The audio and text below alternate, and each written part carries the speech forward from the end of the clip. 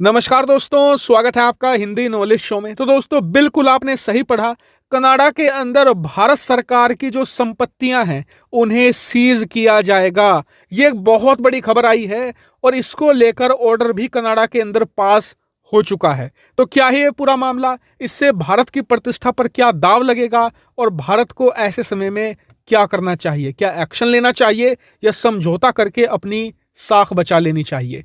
हर एक चीज आपको बहुत डिटेल में आसान भाषा में आपको समझाऊंगा। वीडियो को अंत तक देखिएगा और प्लीज चैनल को अभी तक भी सब्सक्राइब नहीं किया है तो वो भी कर लीजिएगा। चलिए वीडियो को शुरू करते हैं। तो दोस्तों, मैंने पहले भी आपके सामने अंतरिक्ष देवास केस को एक्सप्लेन किया था, लेकिन जो लोग नहीं जानते, पहले मैं 20 सेकंड में फटाफट बता देता हूं कि हुआ क्या।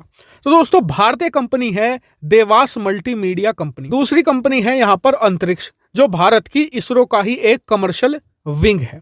तो दोनों के बीच में 2005 के आसपास एक समझौता हुआ, जहां पर दोनों मिलकर भारत में इंटरनेट सर्विस प्रोवाइड कराने वाली थी और दोनों के बीच में करीबन उस समय $300 मिलियन का समझौता हुआ था। यह बहुत बड़ी रकम है। आज के हिसाब से मैं आपको बताऊं तो करीबन 2100 करोड़ रुपए की यह पूरी डील थी। अब जैसे ही ये डील हुई तो बहुत सारे जो विदेशी निवेशक थे उनका ध्यान इस पर गया। उन्होंने क्या किया कि जो देवास मल्टीमीडिया कंपनी है इसमें निवेश करना शुरू कर दिया, ताकि भविष्य में उन्हें भी अच्छे रिटर्न मिले, उन्हें भी फायदा मिले। तो इसमें करीबन $100 मिलियन से भी ज्यादा का निवेश हुआ था। लेकिन इस डील के करीबन 5 साल बाद बात बिगड़ गई। दरअसल 2011 में आप सभी जानते हैं कि 2G स्कैम का यहां पर खुलासा हुआ था और उस खुलासे के बाद सरकार ने इस डील को रद्द कर दिया। अब इस डील को रद्द कर दिया तो जो निवेशक थे उनका पैसा डूबने का डर था। इसीलिए इस कंपनी ने अपने निवेशकों की तरफ से भारत सरकार के खिलाफ यहां पर दावे ठोकने शुरू कर दिए। पहला दावा ठोका गया इन्होंने भारत के चैंबर ऑफ कॉमर्स में, यानी कि ICC में, जहां पर इन्हें जीत मिल गई। और जो चैंबर ऑफ कॉमर्स था उन्होंने भारत सरकार को कहा कि आपको $562 मिलियन देने होंगे प्लस 18% के सालाना इंटरेस्ट के साथ में। लेकिन इसके खिलाफ सरकार ने दिल्ली हाई कोर्ट में अपील कर दी और यह मामला आज तक लटका हुआ है। लेकिन इस कंपनी ने भारत पर और भी दावे ठोके। दूसरा दावा इन्होंने मॉरिशस में ठोका और यह दावा BIT में किया गया था, यानी कि इंडिया मॉरिशस की जो बायलैटरल इन्वेस्टमेंट ट्रीटी है वहां पर किया गया था और वहां पर भी यह कंपनी को जीत मिली और भारत सरकार को आदेश मिला कि आप $111 मिलियन प्लस ब्याज लगाकर इस कंपनी को दीजिए। लेकिन यह कंपनी यही नहीं रुकी। इन्होंने तीसरा दावा फिर ठोका 2020 में, जीते परमानेंट कोर्ट ऑफ आर्बिट्रेशन में, जहां पर India Germany bilateral investment treaty के तहत इस कंपनी को अवार्ड किया गया कि भारत सरकार को 132 मिलियन प्लस इन्हें इंटरेस्ट भी देना पड़ेगा। यानी कि लगातार तीसरी जीत देवास मल्टीमीडिया ने भारत सरकार के खिलाफ हासिल करी। लेकिन अब आप कहेंगे कि ये कंपनी अलग अलग देशों में, जैसे कि जर्मनी, मॉरिशस में, यहां पर क्यों दावा ठोक रही है? तो इसका कारण है कि यहाँ के बड़े बड़े इन्वेस्टर थे जिन्होंने इस कंपनी में निवेश किया था और इसीलिए उनकी तरफ से ये दावे ठोके गए थे। लेकिन भारत सरकार ने कहीं पर भी ये पेमेंट नहीं करी और इनके खिलाफ अपील करी और ये मामले आज तक चल रहे हैं।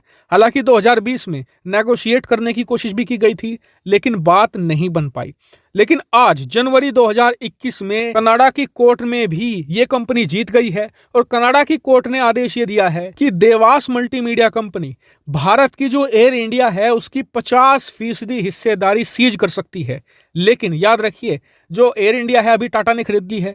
ऐसे में उसी हिस्सेदारी की यहां पर बात हो रही है जो इंटरनेशनल एयर ट्रांसपोर्ट एसोसिएशन के पास है। यानी कि एयर इंडिया की वो हिस्सेदारी जो अभी भी भारत सरकार के पास है, जो संपत्ति है एयर इंडिया की, उसका 50% देवास मल्टीमीडिया सीज कर सकती है। और इससे भारत को बहुत बड़ा नुकसान हो रहा है। बात यहां पर पैसे की नहीं हो रही है, बात हो रही है इमेज की। पिछले कुछ सालों में भारत की दुनिया भर में एक बिजनेस फ्रेंडली नेशन के तौर पर पहचान बनी है, उस पर लगातार डेंट आ रहा है, क्योंकि निवेशकों के मन में शंका आती है कि भारत में क्या बिजनेस करना सही रहेगा। ये तो पहले डील देते हैं, फिर डील कैंसिल कर देते हैं और उसके बाद कंपनसेट भी नहीं करते। इस तरह की गलत इमेज भारत की यहाँ पर प्रेजेंट हो रही है। ऐसे में मेरा मानना यह है कि सरकार इस समय $100-150 मिलियन ना देखे। हमारे लिए ये ज्यादा बड़ी रकम नहीं है, लेकिन अपनी इमेज देखे। और आप तो जानते हैं कि हमारे बड़े बुजुर्ग कहते आए हैं कि पैसा रुपया तो आता जाता रहता है, लेकिन एक बार आपकी छवि खराब हो गई, आपकी इज्जत चली गई, तो 7 पीढ़ियों तक नहीं लौटती। हालांकि मैं नहीं कह रहा हूं कि देवास मल्टीमीडिया का छोड़ दिया जाए, पहले मामला सुलझा लिया जाए, उसके बाद इस कंपनी को ब्लैकलिस्ट किया जाए, इसे कोई भी बिजनेस ना करने दिया जाए। लेकिन फिलहाल भारत अपनी इमेज बचाए। हालांकि इस पर आपका कुछ और व्यू पॉइंट हो सकता है, कमेंट करके जरूर बताएगा। साथ ही वीडियो को शेयर कीजिएगा और चैनल को सब्सक्राइब करना बिल्कुल मत भूलिएगा। Thank you very much for watching video.